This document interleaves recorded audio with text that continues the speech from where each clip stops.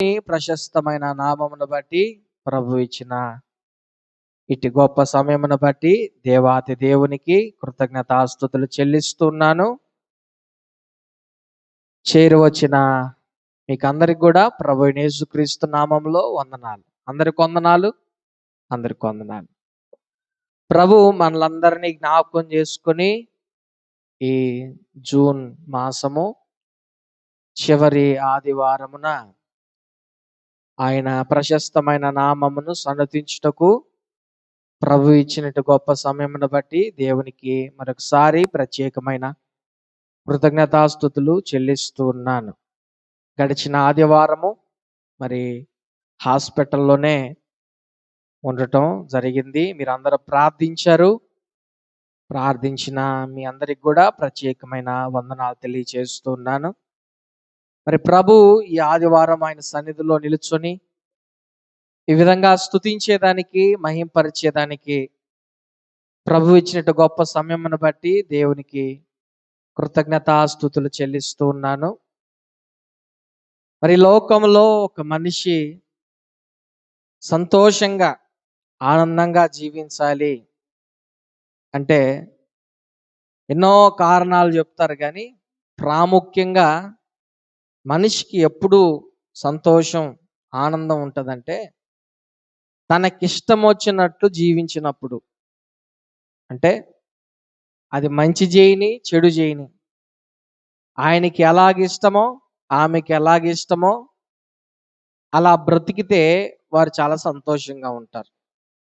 దీన్నే స్వాతంత్రం, స్వేచ్ఛ అని పిలుస్తాం. ఒక పావురాన్ని మీరు బంధించి ఒక పంజరంలో పెట్టి ఆ పావురం ఎప్పుడు తిననటువంటి ఆ మంచి పదార్థాలను దానికి పెట్టినా కొన్ని రోజులు అది తినకపోవచ్చు. అదే ఆ పంజరం నుంచి ఆ పావురాన్ని విడుదల చేసి స్వేచ్ఛగా తిరిగేదానికి అవకాశం ఇస్తే నువ్వు పెట్టినన్ని భోజన పదార్థాలు దానికి దొరక్కపోయినా ఉట్టి మంచినీళ్ళు తాగైనా చాలా సంతోషంగా ఉంటుంది. అయితే స్వాతంత్రం, స్వేచ్ఛలో ఉన్న గొప్పతనం ఇది. సంతోషం, ఆనందం. ఎందుకంటే వారికి ఎలాగిష్టమో అలా బ్రతుకుతారు కాబట్టి. అయితే చాలా మందికి ఈ స్వతంత్రం, స్వేచ్ఛ, సంతోషాన్ని ఇవ్వట్లేదు అని చెప్పాలి.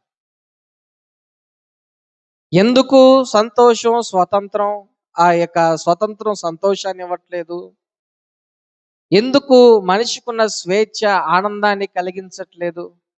చాలా మంది యవనస్తుల్ని మీరు గమనిస్తే వారి ముఖాలు వికారంగానో నిరుత్సాహంగానో ఏదో భయంకరమైన దుఃఖములో ఉన్నట్లుగా కనిపిస్తూ ఉంటాయి.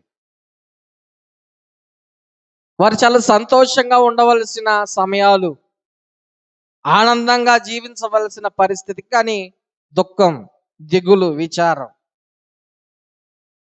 పౌలు పరిశుద్ధ గ్రంథంలో అంటున్న మాట మనం బైబిల్లో తెరచి చూస్తే 1 కొరింథీ 10వ అధ్యాయము 23వ వచనాన్ని మనం గమనిస్తే, అన్ని విషయములు యందు నాకు స్వాతంత్రము కలదు గాని అన్నియు చేయదగినవి కావు. అన్నిటి యందు నాకు స్వాతంత్రము కలదు గాని అన్నియు క్షేమాభివృద్ధి కలుగజేయవు. అపోస్తలుడైన పౌలు అంటున్న మాట, ఆయనకి అన్ని విషయాల్లో స్వాతంత్రం ఉందంట, కానీ అన్నీ చేసేదానికి మంచిది కాదు. నాకు అన్ని విషయాల్లో స్వాతంత్రం ఉంది, స్వేచ్ఛ ఉంది, కానీ అన్నీ నాకు క్షేమాన్ని కలుగజేయు అని ఆయన మాట్లాడుతున్నాడు. దేవుడు కూడా మనిషిని స్వతంత్రుడుగానే కలుగజేశాడు, స్వేచ్ఛనిచ్చాడు. కీలు బొమ్మల్లాగా దేవుడు మనిషిని చేయలే. చాలా మంది అంటుంటారు, ఇంత అన్యాయం జరుగుతుంటే, ఇంత భయంకరమైన పరిస్థితి జరుగుతుంటే దేవుడు ఎక్కడికి పోయాడు, దేవుడు ఉన్నాడా అసలు అని అంటుంటారు. గుర్తుపెట్టుకోండి, దేవుడు ఆ విధంగా చేసే పని అయితే అసలు రక్షణే అవసరంలే. ఫస్ట్ అవ్వ పండు దగ్గరికి వెళ్ళేటప్పుడు ఆపేసేవాడే. అర్థమవుతుందా? ఇప్పుడు మనిషి ఏదైనా చేసేదానికి వీలుంటే స్వతంత్రమా? చేయకుండా ఉంటే స్వతంత్రమా? చెప్పండి. ఏదైనా చేయగలిగేదానికి అవకాశం ఉంటేనే వారికి స్వేచ్ఛ, స్వాతంత్రం ఉన్నట్టు. అలాగే దేవుడు మనిషికి పూర్తి స్వాతంత్రం ఇచ్చేశాడు. మంచైనా చేయొచ్చు, చెడైనా చేయొచ్చు. మంచి చేస్తే దానికి తగిన ప్రతిఫలం కలుగుతుంది. చెడు చేస్తే దానికి తగిన పర్యవసానాలు ఎదుర్కోవాల్సి వస్తుంది. అందుకే పౌలు అంటున్నాడు, నాకు అన్ని విషయాల్లో స్వాతంత్రం ఉంది, కానీ అన్నీ చేయదగినవి కావు. నాకు అన్ని విషయాల్లో అన్నిటి యందు స్వాతంత్రం ఉంది, కానీ అన్ని క్షేమాభివృద్ధిని కలుగజేయవు అని పౌలు మాట్లాడుతూ ఉన్నాడు. అయితే ఈ మాటలు మీకు ఎందుకు నేను చెప్తా ఉన్నానంటే, ఈరోజు నా స్వాతంత్రం ఉన్నా, మనిషికి స్వేచ్ఛ ఉన్నా, మనిషిలో ఎందుకు సంతోషం ఉండట్లేదు? ఎందుకు దిగులు విచారాలతో ఉన్నారు? ఎందుకు దుఃఖంతో ఉన్నారు అని మనం ప్రశ్న వేసుకుంటే, బైబిల్లో ఉన్న ఒక అద్భుతమైన మాట, గలతీయులకు రాసిన పత్రిక 5వ అధ్యాయము 13వ వచనాన్ని మనము చదవగలిగితే, నేనే చదువుతాను. గలతీయులకు రాసిన పత్రిక 5వ అధ్యాయము 13వ వచనం. సహోదరులారా, మీరు స్వతంత్రులుగా ఉండుటకు పిలువబడితిరి. అయితే ఒక మాట, ఆ స్వాతంత్రమును శారీర క్రియలకు హేతువు చేసుకొనక. చాలా స్పష్టంగా ఉన్న మాట. గలతీ సంఘంతో అపోస్తలుడైన పౌలు మాట్లాడుతున్నాడు. సహోదరులారా, నా ప్రియమైన సంఘమా, మీరు స్వతంత్రులుగా ఉండేదానికి పిలువబడ్డారు. బందీలుగా, దాసులుగా, దాస్యం కింద ఉండేదానికి పిలువబడ్డా, స్వతంత్రులుగా ఉండేదానికి పిలువబడ్డారు. కానీ ఆ స్వతంత్రాన్ని శరీర క్రియలకు హేతువు చేసుకొనక. అంటే మనిషికున్న స్వతంత్రం పాపానికి కారణంగా చేసుకోకూడదు. అంటే మనిషి స్వాతంత్రం పాపానికి లైసెన్స్ కాదు, నీతిగా బ్రతికేదానికి ఒక అవకాశం. హల్లెలూయా. అయితే ఎందుకు ఈ మాటలు మీతో నేను చెప్తా ఉన్నానంటే, ఈ రోజున మనిషి లేదా యవనస్తుడు కానీ ఎవరైనప్పటికీ కానీ వారికున్న స్వాతంత్రం, వారికున్న స్వేచ్ఛ సంతోషానికి బదులుగా, ఆనందానికి బదులుగా బాధకి, దిగులుకి, దుఃఖానికి కారణమైపోతా ఉందంటే, వారి స్వాతంత్రం శరీర క్రియలకు హేతువు చేసుకుంటున్నారు. ఇంకా వివరంగా చెప్పాలంటే, బైబిల్లో అహాబ్ అనే రాజును గురించి బైబిల్లో ఈ విధంగా వ్రాయబడింది. ఏమని వ్రాయబడిందంటే, 1వ రాజులు 21వ అధ్యాయము 25వ వచనాన్ని మనం చూస్తే, తన భార్య అయిన యెజబెలు ప్రేరేపణ చేత, తన భార్య అయిన యెజబెలు ప్రేరేపణ చేత యెహోవా దృష్టికి కీడు చేయ తన్ను తాను అమ్ముకొనిన అహాబు వంటి వాడు ఎవడునో లేడు. చదివారా? అహాబ్ అంట తన్ను తాను అమ్ముకున్నాడు. అంటే ఈ ఉదయకాల సమయంలో మీకు నేనేం చెప్పదలుచుకున్నానంటే, మన ఇళ్ల స్థలాలు అమ్ముకున్నట్లుగా, పొలాలు అమ్ముకున్నట్లుగా, ఇంట్లో వస్తువులు అమ్ముకున్నట్లుగా చాలా మంది మనుషులు వారి శరీరాల్ని అమ్ముకుంటున్నారు. మీరు ఆలోచన చేయండి. మనం ఏం చేయాలంటే అది చేసినప్పుడు సంతోషంగా ఉంటాం, మంచి చేసినా చెడు చేసినా. కానీ శరీరమే నీ స్వాధీనంలో లేనప్పుడు, నీ మతి నీ ఆధీనంలో లేనప్పుడు, నీ హృదయం నీ స్వాధీనంలో లేనప్పుడు ఆ శరీరములో సంతోషానికి, ఆనందానికి చోటు ఉండదు. అహాబును గురించి మాట, దేవుని దృష్టికి కీడు చేసేదానికి తన్ను తాను అమ్ముకున్నాడంట. ఈ రోజున చాలా మంది యవనస్తులు, లేదా పెద్ద వయస్కులైనప్పటికీ వారిని వారు అమ్ముకుంటున్నారు. ఇంకా క్లియర్గా చెప్పాలంటే చాలా మంది వారి క్యారెక్టర్ని అమ్ముకునే వాళ్ళు ఉన్నారు.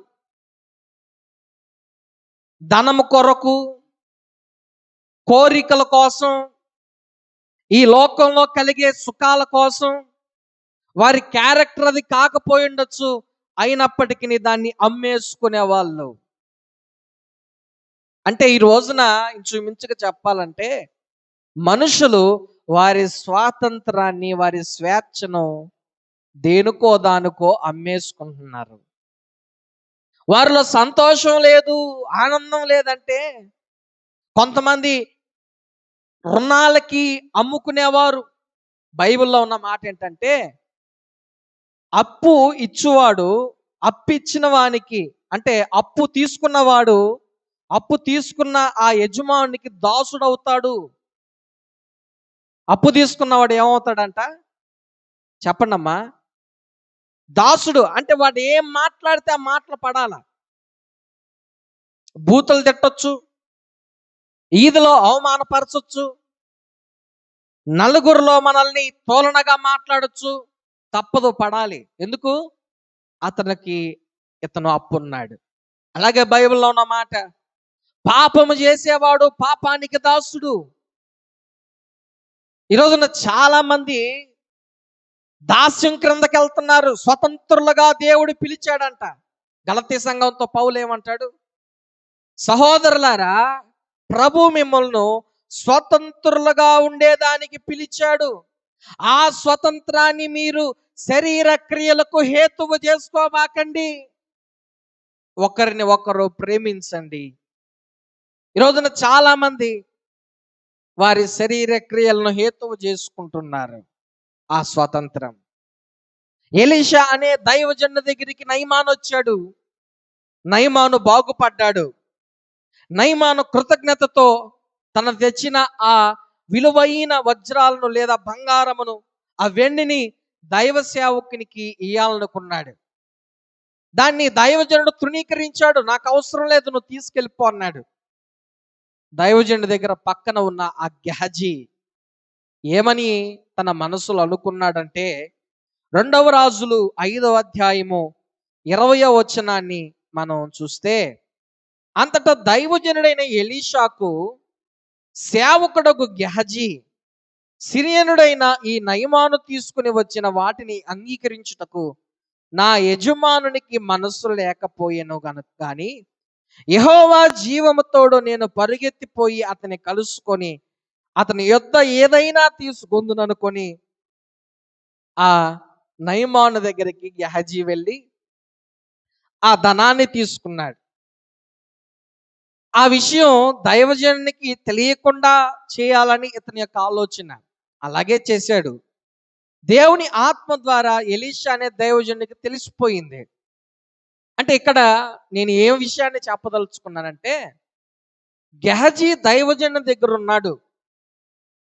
అంటే ఆ గెహజీ దైవజనుని దగ్గర ఉండి కూడా తన స్వభావం అది కాదు, తన క్యారెక్టర్ అది కాదు, కానీ తనకున్న ఆ ఇరుకును బట్టి, దేవుని వాక్యాన్ని బాగా వినండి, తనకున్న ఇరుకును బట్టి, తనకున్న సమస్యలను బట్టి, తనకున్న ఆర్థిక ఇబ్బందులను బట్టి ఆ ఇరుకులో ఉండకుండా సుఖంలోకి వెళ్ళేదానికి తన క్యారెక్టర్ నమ్ముకున్నాడు గెహజీ. అర్థమవుతుందా? ఎలీషా అనే దైవజన్ దగ్గర ఉంటే బంగారం సంపాదించేదానికి అవకాశం ఉంటుందో లేదో తెలియదు, వెండి సంపాదించుకునేదానికి అవకాశం ఉంటుందో లేదో తెలియదు, ద్రాక్ష తోటలను లేదా ఆస్తిపాస్తులను కూడబెట్టుకునేదానికి అవకాశం ఉంటుందో లేదో తెలియదు. కానీ అతడు లగ్జరీగా బతకాలంటే అతడు ఏం చేయాలా? తన క్యారెక్టర్ని అమ్ముకోవాలా. తన స్వభావం అది కాదు. దైవ సేవకునితో అబద్ధం చెప్పి దైవ సేవకునికి తెలియకుండా దేవుని నామాన్ని వ్యర్థపరిచే ఆ మనస్తత్వం గెహజీది కాదు. కాకపోతే ఇరుకులో ఉండాలన్నది తన మనస్తత్వంలో చాలా ఇబ్బంది కలిగిస్తుంది. ఎంతకాలం ఇరుకులో బ్రతుకుతాం? ఎంతకాలం రేపటి కొరకు ఎదురు చూస్తాం? ఎంతకాలం వాళ్ళు ఇస్తారా, వీళ్ళు ఇస్తారా అని చెప్పి ప్రోకులాడతాం. నాకై నేను స్వతహాగా బాగా బ్రతకాల అన్న ఆలోచన. గుర్తుపెట్టుకోండి నా ప్రియమైన స్నేహితులారా, సహోదరులారా, దొంగతనం చేసి కూడా డబ్బులు సంపాదించవచ్చు. ఉద్యోగమే చేయనక్కర్లే. మోసాలు చేసి కూడా డబ్బు సంపాదించవచ్చు. ఇంకెవరినైనా దౌర్జన్యంగా ఇబ్బంది పెట్టి కూడా సంపాదించుకోవచ్చు. కానీ ఆ ఆ పరిస్థితి ఏదైతే నువ్వు అవలంబిస్తున్నావో, ఆ దౌర్జన్యానికి, ఆ మోసానికి, ఆ అబద్ధానికి నీవు బానిసవి అన్న విషయాన్ని గుర్తు చేస్తున్నా. నువ్వు ఏ మోసం అయితే చేసి సంపాదించాలనుకుంటున్నావో, ఏ దౌర్జన్యం చేసైతే సంపాదించాలనుకుంటున్నావో, ఏ అక్రమం చేసైతే కుటుంబాలు పాడు చేయాలనుకుంటున్నావో, వాటికి నువ్వు బానిసవి. ఎందుకంటే అవి ఎలా ఆడిస్తే ఆ విధంగా నువ్వు తర్వాత ఆడతానే ఉండాలి. ఇక అయితే దేవుడు నిన్ను స్వతంత్రుడిగా చేశాడు. చూడండి, గెహజీ ఆ ఆ ఆ డబ్బుని అదంతటి తీసుకొని దాచిపెట్టుకొని వచ్చాడు. దైవజనునికి తెలియదు అనుకున్నాడు. దైవజనునికి దేవుని ఆత్మ తెలియపరిస్తే, ఏ నయమానైతే దేవుని దగ్గర పశ్చాత్తాపడి ఆ కుష్టు వ్యాధిని పోగొట్టుకున్నాడో, అదే కుష్టు వ్యాధిని ఈ గెహజీ స్వతంత్రాన్ని పోగొట్టుకునే దాన్ని పొందుకున్నాడు. జీవితాంతం ఆ కుష్టు వ్యాధితో బాధపడే పరిస్థితి తెచ్చుకున్నాడు. ఈ ఉదయకాల సమయంలో దేవుని వాక్యం తెలియజేస్తున్న ప్రత్యేకమైన మాట, ఆ గలతీ సంఘానికి పౌలు చెప్తున్న మరో మాట. 5వ అధ్యాయం 1వ వచనం, గలతీ పత్రిక 5వ అధ్యాయం 1వ వచనం.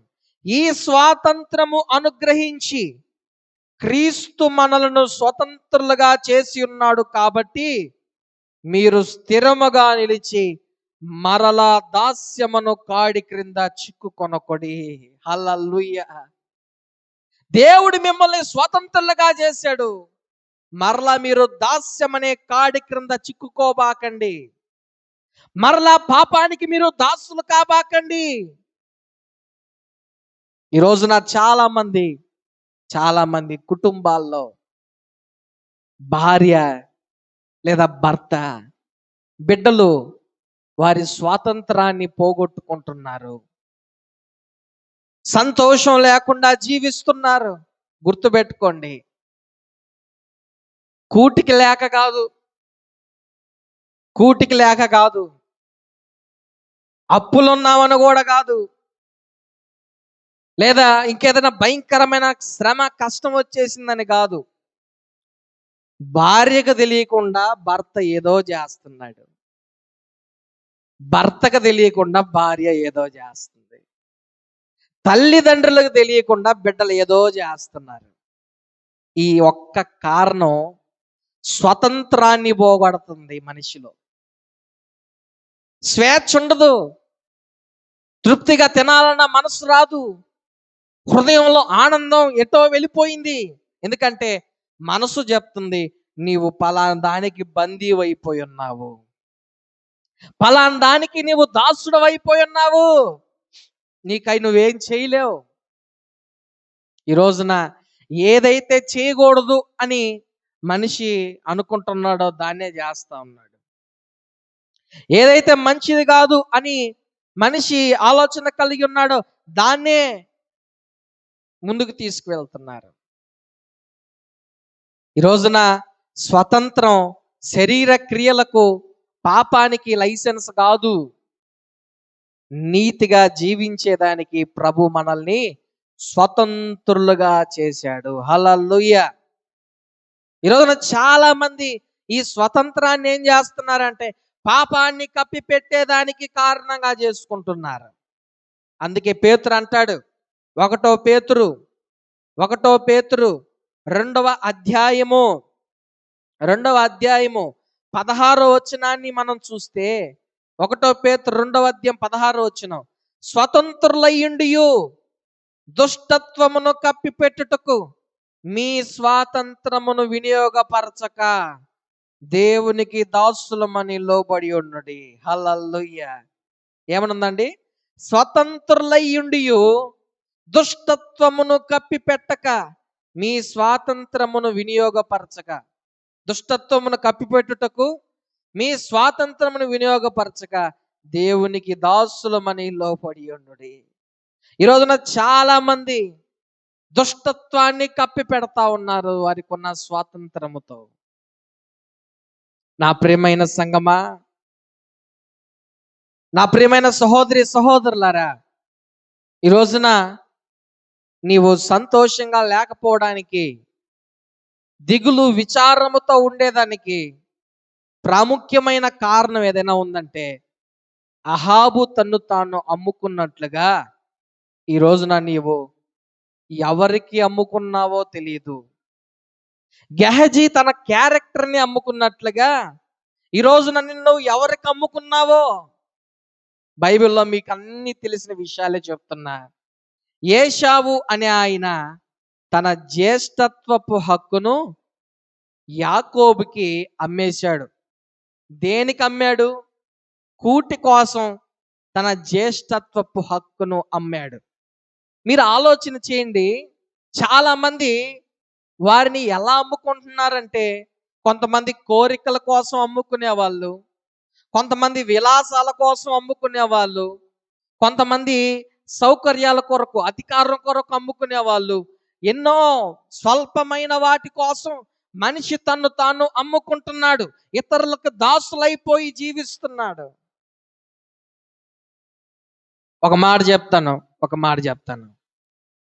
మనిషి ఏదో ఒక రోజు ఏదో ఒక కారణం చేత చచ్చిపోతాడు. అవునా కాదా? మనిషి ఏదో ఒక రోజు ఏదో ఒక కారణం చేత చచ్చిపోతాడు. అయితే ఒక్క మాట చెప్తా, వింటారా? ఒక మాట. చచ్చిపోయేటప్పుడు ఎట్టయినా చచ్చిపోతే పర్లేదు, కానీ బానిసగా మాత్రం చచ్చిపోబాకండి. బానిసలుగా ఎట్టయినా చచ్చిపోవచ్చు మనిషి. ఒక దాస్యం క్రింద, ఒక పాపం క్రింద మనిషి చచ్చిపోకూడదు. ఒకటికి దాసుడుగా ఉండి చచ్చిపోకూడదు. ఒక అజమాయిషి కింద చచ్చిపోకూడదు. ఈరోజున చాలా మంది యవనస్తులు ఎలా చచ్చిపోతున్నారు తెలుసా? పాపం క్రింద చచ్చిపోతున్నారు, వ్యసనాల క్రింద చచ్చిపోతున్నారు, కోరికల క్రింద చచ్చిపోతున్నారు, వారి టాలెంట్ని అమ్మేసుకుంటున్నారు.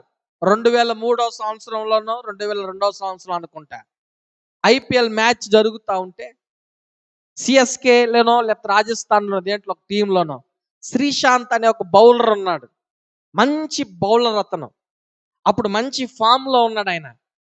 అయితే అతని మీద వచ్చిన నింద ఏంటంటే, మ్యాచ్ ఫిక్సింగ్ చేసుకున్నాడు. అంటే ఈయన ఆడియన్స్తో ఒక డీలింగ్ కుదుర్చుకుంటాడు. ఇదిగో నేను పలానా సైగా చేశానంటే ఆ సైకి అర్థం ఏంటంటే నేను వైడ్ వేస్తానని అర్థం. పలానా సైగ చేశానంటే దానికి నో బాల్ వేస్తానని అర్థం. అప్పుడు మీరు అక్కడ బెట్టింగ్స్ పెట్టుకోండి. ఎన్ని కోట్లు పెట్టుకుంటారో, ఎన్ని లక్షలు పెట్టుకుంటారో, వాటిలో నాకు ఇంత పర్సంటేజ్ ఇవ్వండి అని. ఏదో వాళ్ళు వీళ్ళతో మాట్లాడారో, ఈయన వాళ్ళతో మాట్లాడి ఎలాగో ఆయన మీదకు వచ్చిన నిందది. ఆ పరిస్థితి జరిగినప్పుడు, ఆ విషయం వెలుగులోకి వచ్చి బహిర్గతం అయిపోయినప్పుడు, మంచి ఫామ్లో ఉన్న ఆటగాడైన అతన్ని బీసీసీఐ పక్కన పెట్టేసింది.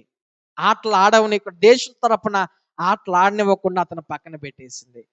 ఎందుకు ఈ విషయాన్ని చెప్పానంటే, కొంచెం ధనం కొరకు, అతనికి చాలా ధనం వస్తుండొచ్చు, చాలా ధనం అతనికి ఉండొచ్చు, ఇంకా లగ్జరీ కోసం, ఇంకా విలాసవంతమైన జీవితం కొరకు తన టాలెంట్ని అమ్ముకున్నాడు, తనకున్న స్వతంత్రాన్ని పోగొట్టుకున్నాడు. ఈ రోజున చాలా మంది వారి తలాంతుల్ని అమ్మేసుకుంటున్నారు. దేనికి అమ్ముకుంటున్నారు? సరదాలకు అమ్మేసుకుంటున్నారు, విలాసవంతమైన జీవితానికి అమ్ముకుంటున్నారు. బయట విలాసంగా, ఆనందంగా, విచ్చలవిడిగా తిరిగేదానికి వారి తలాంతులను అమ్ముకుంటున్న వారు ఉన్నారు. చాలా మంది బాగా చదువుతాడు సార్, కానీ ఏంటి, ఎందుకు ప్రయోజకుడు కాలేకపోతున్నాడు. తన్ని ఆ తాగుడికి అమ్మేసుకున్నాడు సార్.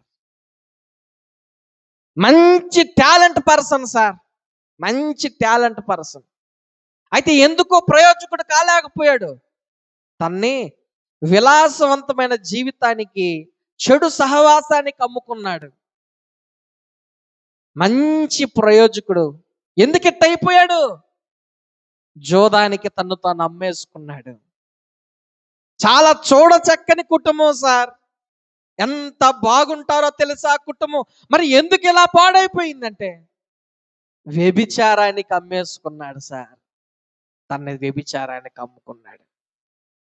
ఈ రోజున నా ప్రియమైన స్నేహితులారా, సహోదరులారా, అహాబు తన్ను తాను అమ్ముకున్నట్లుగా, గెహజీ తన క్యారెక్టర్ని అమ్ముకున్నట్లుగా, ఏశావు తన జ్యేష్ఠత్వపు హక్కును కూటి కోసం అమ్ముకున్నట్లుగా, ఈ రోజు నువ్వు దేని కొరకు నిన్ను నువ్వు అమ్ముకుంటున్నావో ఆలోచన చేయి.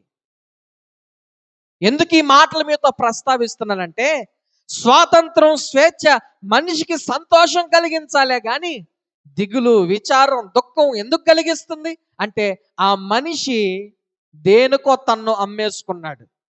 క్యారెక్టర్ నమ్ముకున్నాడో, లేకపోతే తన్నే అహాబులాగా అమ్ముకున్నాడో, లేదా తనకున్న తనాంతను అమ్మేసుకున్నాడో, ఏం చేశాడో మీరు బాగా ఆలోచన చేయండి. మంచి ఇల్లు కట్టుకోను, లేదా మంచి కారు కొనుక్కోను, లేకపోతే మంచి గోల్డ్ కొనుక్కోను, దాన్ని తాకట్టు పెట్టినా అమ్మేసిన వాళ్ళ మొఖాలు ఎట్లాగుంటాయి చెప్పండమ్మా? మొఖాలు ఎట్టుంటాయి వాళ్ళ మొఖాలు? సంతోషం ఉంటుందా? ఎందుకుండదు? తన ఇల్లుని అమ్మేసుకున్నారు, తన బంగారాన్ని అమ్మేసుకున్నారు, తను ఇష్టపడి కొనుక్కున్న వెహికల్ని అమ్మేసుకున్నాడు. అట్లాగే చాలా మంది మనుషుల ముఖాల్లో సంతోషం కనిపించదు, ఎందుకంటే వారి క్యారెక్టర్ని అమ్మేసుకున్నారు. ఇక ఆ తర్వాత నుంచి వారు ఆ క్యారెక్టర్ నిలబడలేరు. ఇక జీవితాంతం అబద్ధాలు చెప్తానే ఉండాల. చాలా మంది పెద్దవాళ్ళు సామెత అంటారు కదా, 100 అబద్ధాలు ఆడైనా ఒక పెళ్లిని చేయాలంటారు కదా. 100 అబద్ధాలు ఆడటమేమో కానీ ఇంకా పైపెచ్చు నువ్వు అబద్ధాలు ఆపేయాలంటే అది నీ చేతిలో ఉండదు. ఎందుకంటే నువ్వు స్వాతంత్రాన్ని కోల్పోయావు, నీ స్వేచ్ఛని అమ్మేసుకున్నావు, నీ స్వేచ్ఛను అమ్మేసుకున్నావు. ఈ రోజున ఆ విధంగా అమ్ముకున్న ప్రతి ఒక్కరి జీవితంలో పంజరంలో వేసిన ఆ పావురం లాంటి పరిస్థితే మనుషులకు దాపరించింది. ఈ రోజున ఎవరి దాస్యం క్రింద నువ్వు ఉన్నావు? స్వతంత్రం శరీర క్రియలకు హేతు చేసుకోకూడదని బైబిల్ చెప్తుంది. స్వతంత్రాన్ని, దుష్టత్వాన్ని కప్పి పెట్టుకునేదానికి హేతు చేసుకోకూడదని బైబిల్ చెప్తుంది. బైబిల్ చెప్తున్న మాట ఏంటో తెలుసా? మీరు విలువ పెట్టి కొనబడిన వారు. ఎవరంట? విలువ పెట్టి కొనబడిన వారు కాబట్టి మనుషులకు దాసులు కాబకండి. మీరు విలువ పెట్టి కొనబడిన వారు కాబట్టి మీ దేహముతో దేవుని మహిమపరచండి 1 కొరింథీయులకు రాసిన పత్రిక 6వ అధ్యాయం 7వ అధ్యాయంలో రాయబడిన మాటలు చెప్తున్నా. మనం ఎవరమంట? విలువ పెట్టి కొనబడిన వారమంట. కాబట్టి మన దేహముతో దేవుని మహిమపరచాలంట. మనం మనుషులకి దాసులు కాకూడదంట. ఈ దేహం అంట పరిశుద్ధాత్మకు ఆలయంగా దేవుడు సృజించాడంట. హల్లెలూయా!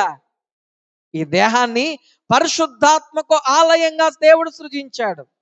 1 కొరింథీ 6వ అధ్యాయం 19లో ఉన్న మాటలు, మీ దేహము దేవుని వలన మీకు అనుగ్రహింపబడి మీలోనున్న పరిశుద్ధాత్మకు ఆలయమై ఉన్నదని మీరు ఎరుగరా?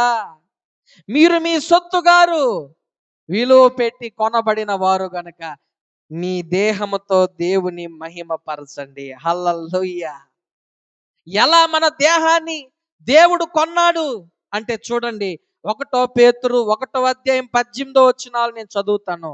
1 పేతురు 1వ అధ్యాయము 18వ వచనం, పితృపారంపర్యమైన మీ వ్యర్థ ప్రవర్తనను విడిచిపెట్టునట్లుగా వెండి బంగారముల వంటి క్షయ వస్తువుల చేత మీరు విమోచింపబడలేదు గాని అమూల్యమైన రక్తము చేత అనగా నిర్దోషమును నిష్కలంకమునగు గొర్రె పిల్ల వంటి క్రీస్తు రక్తము చేత విమోచింపబడుతారని మీరు ఎరుగుదురు కదా. హల్లెలూయా. దేవుడంట తన రక్తము చేత మనల్ని కొన్నాడంట. ఎవరిని కొన్నాడు చెప్పండి అమ్మా. మనల్ని అనబాకండి, దాస్యం కిందున్న మనల్ని కొన్నాడు, పాపం కిందున్న మనల్ని కొన్నాడు, వ్యభిచారం అనే కోపంలో ఉన్న వారిని కొన్నాడు, జోదాల్లో వ్యసనాల్లో బందీలైపోయిన వారిని కొన్నాడు. దేనితో కొన్నాడు? వెండి బంగారముల వంటి క్షయమైన వస్తువులతో కొనలా, తన శరీరంలో ప్రవహిస్తున్న అమూల్యమైన రక్తంతో మనల్ని కొన్నాడు. గట్టిగా చప్పట్లు కొట్టండి యేసునామములో. హల్లెలూయా. తన శరీరంలో ప్రవహిస్తున్న నిర్దోషమైన రక్తంతో మనల్ని కొన్నాడు ఆయన. కొని ఇప్పుడు ఆలోచన చేయండి, కొని నువ్వు ఏదైనా ఒక వస్తువు కొంటే ఏమనుకుంటావు? అది నీ స్వాధీనంలో ఉండాలనుకుంటావు, అవునా? అది నీకు ఉపయోగపడాలా, నువ్వు ఎట్లా చెప్తే అట్లా వినాలనుకుంటావు. కానీ ఆయన రక్తం చేత మనల్ని కొని కూడా మనకు దేవుడు స్వతంత్రాన్ని ఇచ్చాడు. హల్లెలూయా. స్వేచ్ఛనిచ్చాడు. ఇప్పటికైనా నీ స్వతంత్రాన్ని మంచికి ఉపయోగించవచ్చు, చెడుకు ఉపయోగించవచ్చు. నేను నీకు ఇచ్చిన స్వాతంత్రం పాపానికి లైసెన్స్ కాదు, నీతిగా బ్రతికేదానికి మరో అవకాశం. మరలా నువ్వు ఆ పంజరం అనే దాసం కిందకి వెళ్ళేదానికి కాదు, స్వేచ్ఛగా సంతోషంగా బ్రతికేదానికి నీకు ఇస్తున్న అవకాశం. ఈ రోజున నా ప్రియమైన స్నేహితులారా, సహోదరులారా, ప్రభు నీతో మాట్లాడుతున్నాడు. నిన్ను నువ్వు అమ్ముకుంటే తన రక్తంతో ఆయన నిన్ను కొన్నాడు. నిన్ను నువ్వు అమ్ముకుంటే తన రక్తంతో ఆయన నిన్ను కొన్నాడు. తిరిగి నీ ముఖంలో నూతనమైన సంతోషాన్ని చూచేదానికి, నీ కన్నీటిని తుడిచేదానికి, నీ దుఃఖాన్ని సమాప్తం చేసేదానికి, నీ హృదయంలో నూతనమైన ధైర్యం కలిగించేదానికి ప్రభు నిన్ను కొన్నాడు. నిన్ను ఎవరు ఇష్టపడలే, నిన్ను ఎవరు మెచ్చుకోలే, నిన్ను ఎవరో చేరదీలా, నిన్ను ఎవరో హక్కును చేర్చుకోలే. నీకున్న బాధల్లో, నీకున్న శ్రమల్లో, నీకున్న ఇరుకులో ఎవరు నీకు తోడుగా నిలబడలా. అలాంటి వ్యక్తి అయిన నిన్ను ప్రభు కొన్నాడు. ఆయన కొనేటప్పుడు కులాన్ని, గోత్రాన్ని, మతాన్ని, రంగును చూడలేదండి. ఆయన తన యొక్క అమూల్యమైన రక్తముతో ప్రతి మనిషి స్వతంత్రుడుగా ఉండాలని కొన్నాడు ఆయన. తన కోసం కొనలేదు, వారిని నిత్య జీవంలో నిలవబెట్టేదానికి కొన్నాడు. ఈ రోజున ఆలోచన చేయండి. అహాబు తన్ను తాను అమ్ముకున్నట్లు, గెహజీ తన్ను తాను అమ్ముకున్నట్లు, ఏశావు తన జ్యేష్ఠత్వాన్ని అమ్ముకున్నట్లు, ఎంతో మంది పేరు ప్రఖ్యాతులు గణించిన మహానుభావులు అనబడిన వారు, మహా గొప్ప జ్ఞానులు అనబడిన వారు వారి జ్ఞానాల్ని వ్యసనాలకి, దుర్మార్గమైన పరిస్థితులకి అమ్ముకున్నట్లుగా ఈ రోజున నీవు నీ జీవితాన్ని దేనికి అమ్ముకుంటున్నావు? ఒక ప్రశ్న వేసుకోవాల్సిన సమయం. దేనికి నిన్ను అమ్ముకొని హృదయంలో నెమ్మది లేకుండా బ్రతుకుతున్నావో ఒక ప్రశ్న వేసుకోవాల్సిన సమయం ఇది. ఒకవేళ దేనికో దానికో ఒక కారణం చేతో ఉండబట్టలేకో, లేకపోతే కోరికలు చంపుకోలేక అమ్మేసుకున్నాను సార్, నేనేం చేయాలో అర్థం కావట్లేదనంటే, ప్రభు పాదాలకు వచ్చిన ప్రతి ఒక్కరిని ఆ పంజరం అనే సంఖ్యలను విరగొట్టుటకు ప్రభు శక్తిమంతుడు. గట్టిగా చప్పులు కొట్టండి. హల్లెలూయా. ఆ బోన్ని విరిచి స్వతంత్రుడుగా చేయగలుగుటకు ఏకైక వ్యక్తి శక్తిమంతుడు నీవు నమ్ముకున్న యేసుక్రీస్తు ప్రభువారు. హల్లెలూయా. ఆయనను స్వతంత్రుడిగా చేశాడు. ప్రభు అంటున్నాడు, ప్రియ సహోదరులారా, స్వతంత్రులుగా ఉండుటకు మీరు పిలువబడ్డారు. హల్లెలూయా. ఎంత బాగుందో కదా మాట. దేనికోసం పిలువబడ్డామంట? స్వతంత్రులుగా ఉండేదానికి పిలువబడ్డారు. ఆ స్వతంత్రాన్ని శరీర క్రియలకు హేతువు చేసుకోబాకండి. ఒకటి. రెండోది, మీ స్వతంత్రాన్ని దుష్టత్వాన్ని కప్పిపెట్టేదానికి ఆసరా చేసుకోబాకండి. ఆ స్వతంత్రాన్ని దేవుని మహింపరిచేదానికి, దేవుడు మీలో నివసించేదానికి, దేవుని సన్నిధిలో నిందారహితంగా జీవించేదానికి ఉపయోగించుకోండి. మనుషులుగా దాసులుగా ఉండేదానికి కాదది స్వతంత్రం. మనుషులకు దాసులుగా ఉండేదానికి కాదు, దేవుణ్ణి మహింపరిచేదానికి, దేవుడే సాక్షాత్తు నీలో కొలువై ఉండేదానికి. చాలా మందిని కొంతమంది అంటుంటారు, వారిలో దేవుడు కనిపిస్తున్నాడు, దేవుడిలాగా వచ్చాడు. ఎందుకు ఆ మాటలు అంటున్నారు? వారిలో దేవుడు ఉన్నాడు. వారిలో ఉన్న ఆ క్రియలు దేవుణ్ణి కనిపించే విధంగా చేస్తున్నాయి. ఈ రోజున నీ జీవితంలో అటు అనుభవం కలుగుటకు, నీవు దేవుని కలిగి జీవించేదానికి, నీవు సంతోషంగా జీవించేదానికి, నీకు ఏమున్నాయో ఏమి లేవో, ఇతరులాగా మేడమిద్దెలు లేవేమో, ఇతరులాగా కారులు బంగళాలు లేవేమో, ఇతరులాగా వజ్ర వైడూర్యాలు నీకు లేవేమో, ఇతరులాగా అధికారం నీకు లేదేమో, కానీ ఒక దైవ సేవకునిగా నేను చెప్తున్నాను, వారికి ఎన్ని ఉన్నా ఏం లేకపోయినా నీవు మాత్రం ఒకరికి దాసుడు మాత్రం కావాక. స్వతంత్రుడుగా దేవుడు నిన్ను కలుగు చేశాడు. కీలు బొమ్మలాగా దేవుడు నిన్ను చేయలా. మరి ఎందుకు నీ శరీరం ఎట్లాగా ఆడిస్తే అట్లాగా ఆడుతున్నావు? ఎందుకు ఆ యొక్క బలహీనత ఎట్లాగా ఆడిస్తే అట్లాగా ఆడుతున్నావు? ఎందుకు ఆ వ్యక్తి అలాగ ఆడిస్తే అలాగా ఆడుతున్నావు? ఆ వ్యక్తి ఆడించే ఆటలో నీ కుటుంబాన్ని పాడు చేసుకుంటున్నావు అన్న విషయం నీకు అర్థమవుతుందా? నీ భర్త లేదా నీ భార్య బాధపడుతున్నాడనే విషయం నీకు అర్థమవుతా ఉందా? నీ తల్లిదండ్రులకి శోకాన్ని కలిగిస్తున్నా విషయం నీకు అర్థమవుతా ఉందా? గుర్తుపెట్టుకో, పాపం నిన్ను ఆడిస్తుంది, పాపం నిన్ను బందీ చేస్తుంది, బందీ గృహంలోకి నెడుతుంది. కానీ క్రీస్తు రక్తం నిన్ను స్వతంత్రులుగా చేస్తుంది. హల్లెలూయా.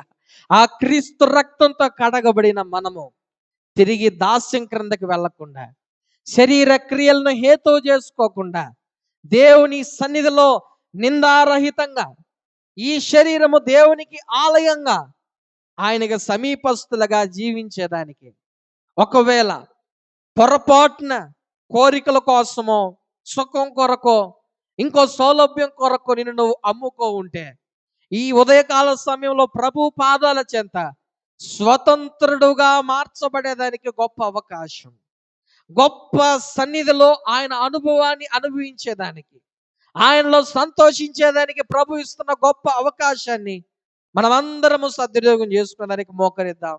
తల్ల వంచి కళ్ళు మూసుకుందాం. ప్రభు మనతో మాట్లాడిన మాటలు ఒకసారి మనలో మనం ప్రశ్న